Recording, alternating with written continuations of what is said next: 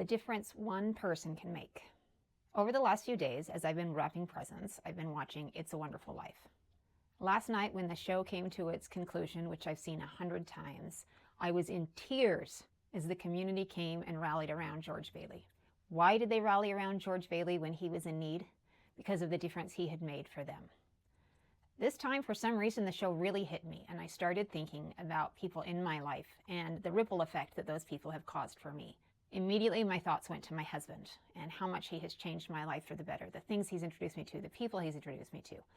But then I took one step back and I thought, well, what about the person who helped me to find my husband?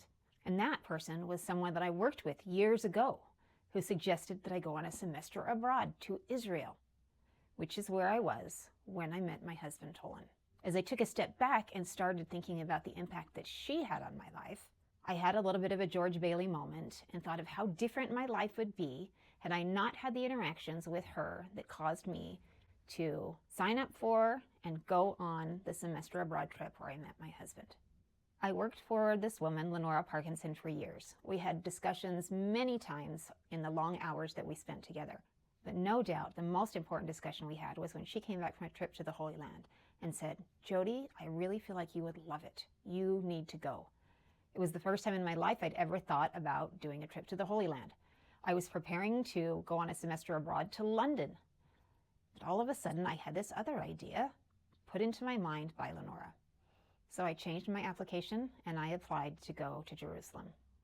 My application was accepted, and on the first day that I was there, I had an interaction with the man who would later become my husband. And while it took a month before we finally noticed each other and actually started to have conversations, once those conversations started, it didn't take any time at all to know that he was the one.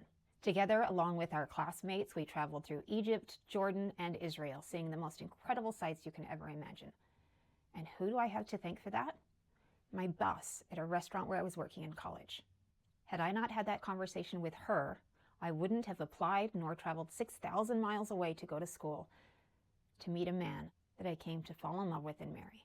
As you are thinking about the people in your life that you are thankful for at Christmas time, at Hanukkah, at the New Year, play a little game of It's a Wonderful Life and think of how the people in your life have been like George Bailey. What is the impact that they've had on you, and how would your life be different without them? Today, thank you to Lenora Parkinson, who put it in my mind to travel halfway across the world so I could meet my better half. God bless.